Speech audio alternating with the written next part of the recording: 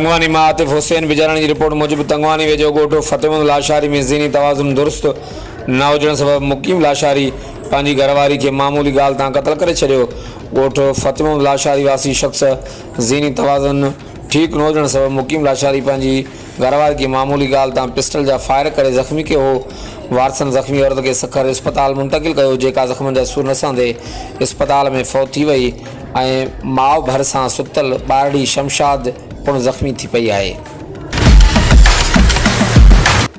कंदकोट में अब्दुल खालिक जाजड़ी की रिपोर्ट मूजिब कश्मीर लॻो रात जो देर सां नामालूम हथियारबंदनि घर के ॿाहिरां मच्छी के फार्म ते सुतल 2 ॼणनि खे अगवा करे विया। घर में कोराम अची वियो। मिल ॼाण मूजिब कश्मीर लॻो कश्मीर थाने की हद ॾखण बंगलो वारे इलाइक़े में रात जो देर सां नामालूम हथियारबंद घर के ॿाहिरां मच्छी के फार्म ते सुतल 2 ॼणनि आसिफ अली दश्ती और ग़ुलाम हुसैन दश्ती के हथियारनि के ज़ोर ते अगवा करे कच्चे तरफ़ खणी फरार थी विया। पुलिस न पहुती, ॻोठाणनि पंहिंजी मदद पाण तहत पेरो खयो। होॾां यादि रहे त 2 ॾींहं अॻु आमदीन सूमरो और जहाज़ेब सूमरो भी पुरस्कार नमूने गुम थी विया। वासन पारां अगवा जो शक ज़ाहिर कयो पियो वञे। कश्मीर ज़िले में इन वक्त मुग़िन जो तइदाद वधी 6 थी वियो आहे। कश्मीर ज़िले की पुलिस मुग़िन के बाज़ियाब न कराए सघी आहे।